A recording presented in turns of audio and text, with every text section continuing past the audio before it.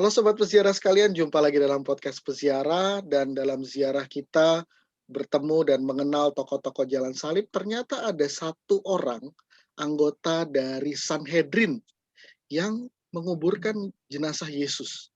Siapakah dia dan kenapa kemudian dia bisa tergerak untuk ikut menguburkan jenazah Yesus? Mari kita bahas bersama dalam podcast peziarah kali ini bersama dengan Romo Habel Jadera. Tetapi sebelumnya mari kita buka dulu dengan doa. Dalam nama Bapa dan Putra dan Roh Kudus. Amin. Datanglah ya Roh Kudus, penuhilah hati umatmu dan nyalakanlah di dalamnya api cintamu. Utuslah rohmu, maka segala sesuatu akan diciptakan lagi, dan engkau akan membaharui muka bumi. Ya Allah, engkau telah mengajar hati umatmu dengan terang Roh Kudus. Berilah supaya dalam roh yang sama ini, kami senantiasa berpikir benar dan bijaksana, serta selalu gembira karena lipurannya. Demi Kristus Tuhan kami. Amin. Ya, Sobat Peziarah sekalian, jangan lupa like, komen, dan subscribe YouTube Peziarah Katolik dan menghidupkan lonceng notifikasinya untuk terus mengikuti konten-konten dari YouTube Peziarah Katolik. Dan jangan lupa juga untuk membagikannya kepada Sobat Peziarah yang lain. Nah, seperti yang tadi sudah dikatakan, ada sosok dari anggota Sanhedrin yang ikut menguburkan jenazah Yesus. Nah, Romo Habel, sebenarnya Sanhedrin itu apa dan sebetulnya siapa sih orang dari Sanhedrin yang ikut menguburkan jenazah Yesus ini? Um, Baik.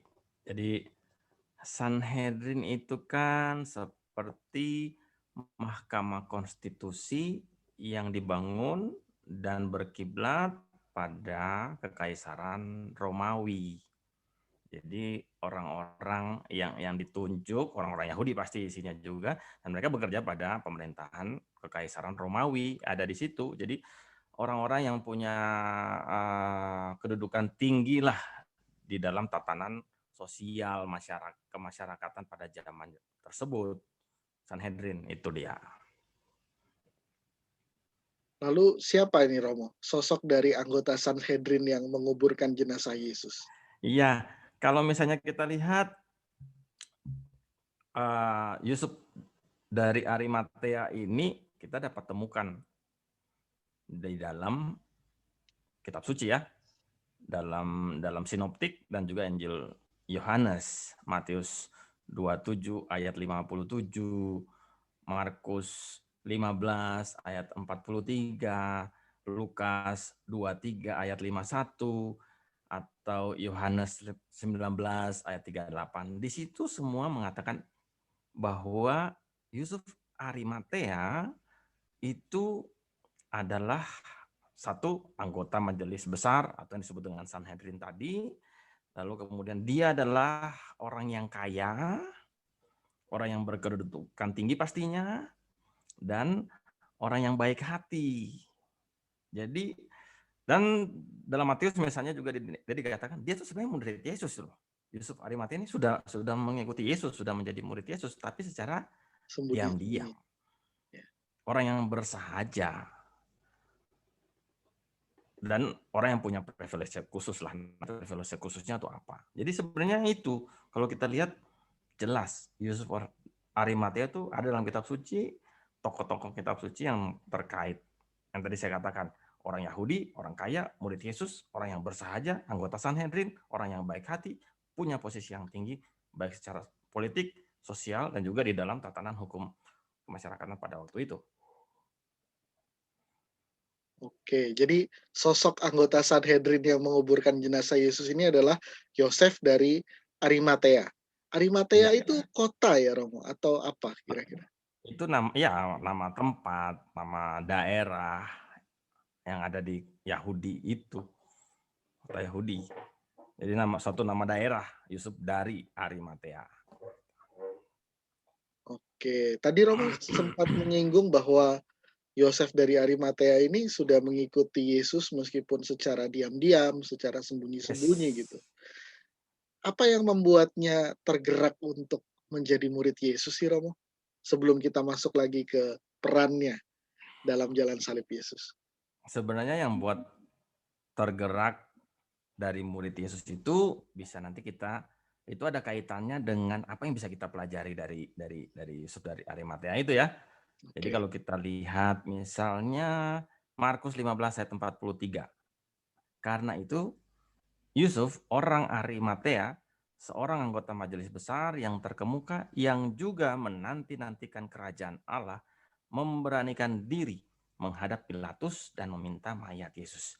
Yang ditekankan di sini adalah yang juga menanti-nantikan kerajaan Allah.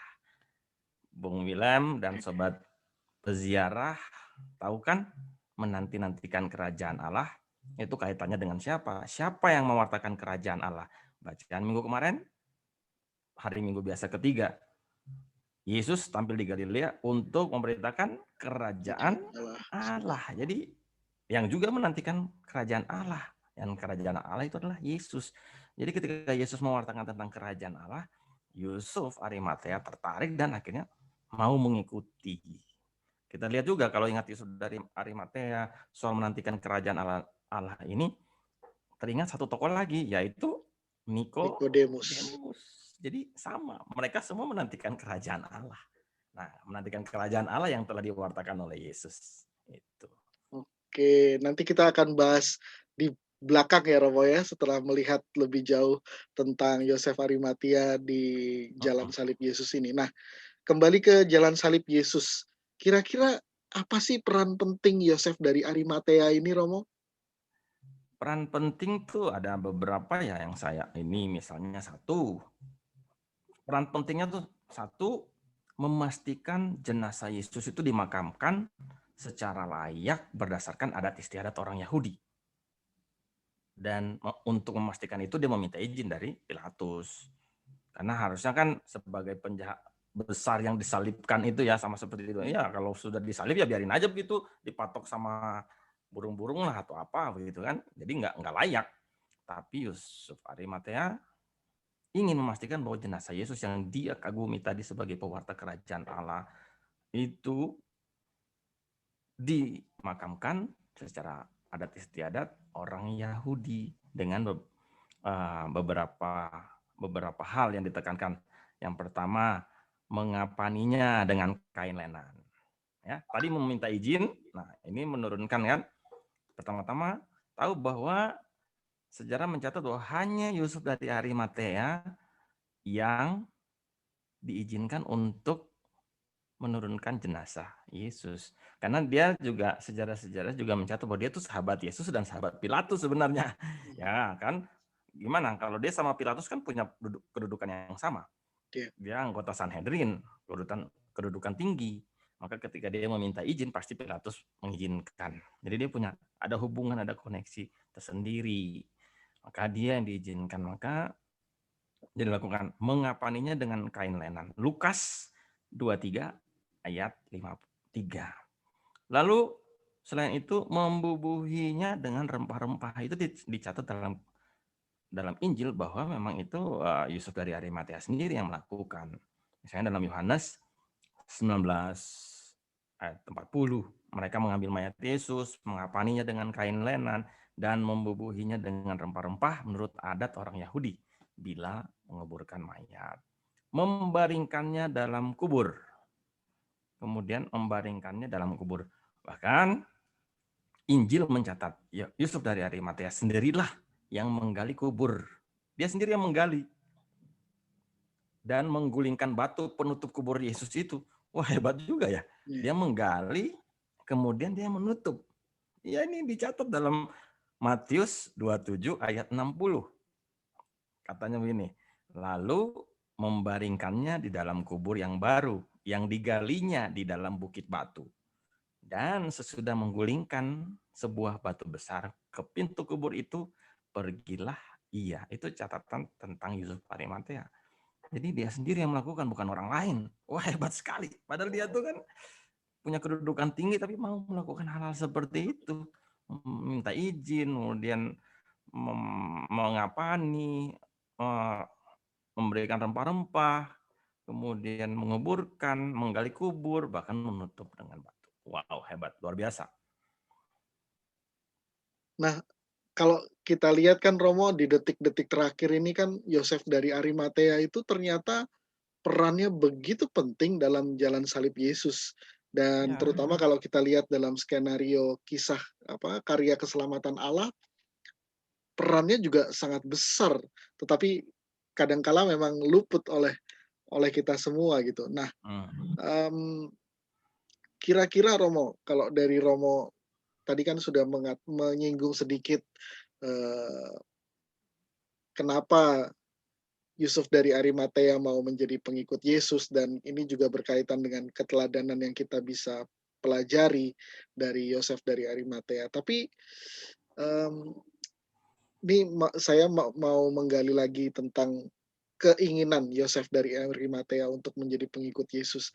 Dengan berbagai tindakannya yang dilakukan terhadap jenazah Yesus di akhir, hidupnya Yesus itu, apakah bukan berarti ada risiko besar Romo, terhadap semua hal yang dimilikinya? Jabatannya, kekayaannya,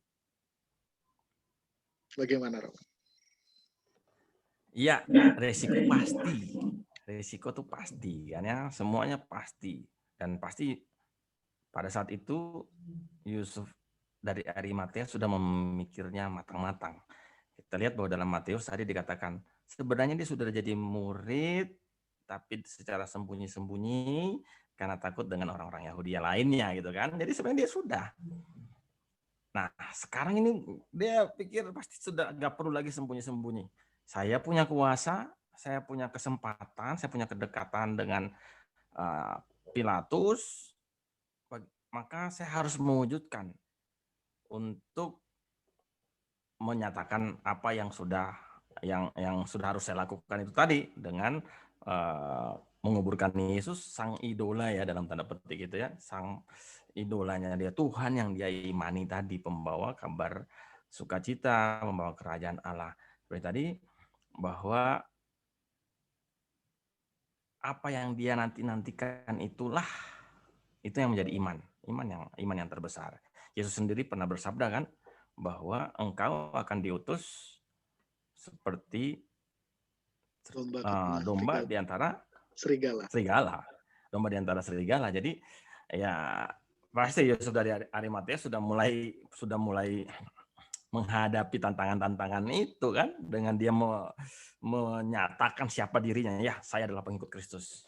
Jadi memang kita harus berani untuk dari yang namanya implisit menjadi eksplisit. Kesaksian iman itu memang nggak bisa cuma hanya implisit. Ya itu baik, tapi harus sampai pada sesuatu tindakan yang eksplisit. Dan itu sudah ditunjukkan oleh Yusuf dari Arimatea. Dia mengikuti Yesus secara implisit pada awalnya, tapi sampai pada titik tertentu akhirnya dia tidak bisa. Oh nggak bisa, saya harus melakukan sesuatu dan pasti itu punya risiko. Gitu. Bersaksi dari implisit ke eksplisit gitu kira-kira bisa jadi teladan yang bisa kita pelajari dari Yosef dari Arimatea ya Romo? Yes, betul Oke. sekali. Betul sekali. Kira-kira Jadi apalagi Romo selain dari implisit ke eksplisit? yang pasti dia sungguh-sungguh orang yang sangat beriman. Dia sungguh-sungguh orang yang sangat beriman. Karena apa?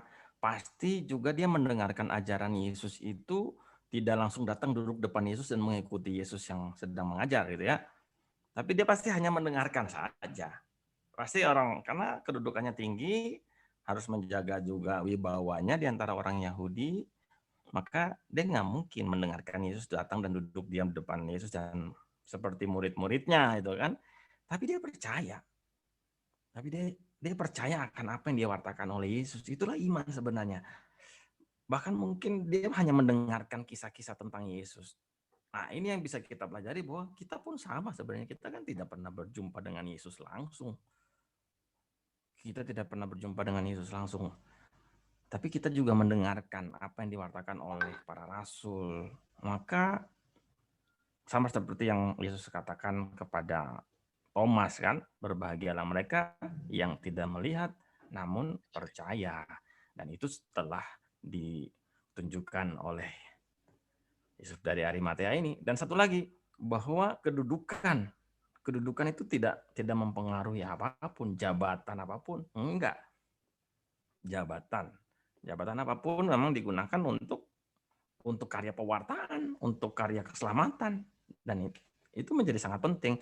Maka kita sekarang ini mungkin kalau punya jabatan kedudukan yang lumayan, maka itu gunakan dengan baik sebagai sarana pewartaan kerajaan Allah, sebagai pewartaan kabar sukacita dimanapun kita berada. Itu menjadi satu tugas dan tanggung jawab kita. Jadi bersaksi dari implisit ke eksplisit, harus berani untuk melakukannya, kesaksian itu. Lalu yang kedua, berani untuk benar-benar percaya kepada Yesus dan menumbuhkan kepercayaan itu dengan pendengaran, termasuk dengan mendengarkan podcast ini mungkin Romo ya. Iya, Dan, itu penting sekali. dan terakhir, bagaimana kita mendayagunakan apa yang kita miliki, jabatan, amanah, kesempatan untuk mewartakan kerajaan Allah. Kira-kira 3 hal itu yang kita bisa pelajari dari sosok Yosef dari Arimatea yang ternyata begitu penting dalam jalan salib Yesus gitu, Romo. Kira-kira Yes. seperti itu, Romo ya? Iya, terima kasih nih untuk podcast Sejarah juga bisa mengangkat tema-tema yang wah nggak pernah kita bayangkan loh sebenarnya nih kan. Ada gitu. Iya, ketika mempersiapkan Yosef dari Arimatea ini memang seperti yang saya cerita ke Romo ya. Wah, ini kok keren banget orang ini, tapi luput dari apa pandangan Concern kita kita gitu ya. ya. Kita lebih banyak mengenal nama-nama lain ketimbang Yosef dari Arimatea ini ternyata. Yes, betul sekali.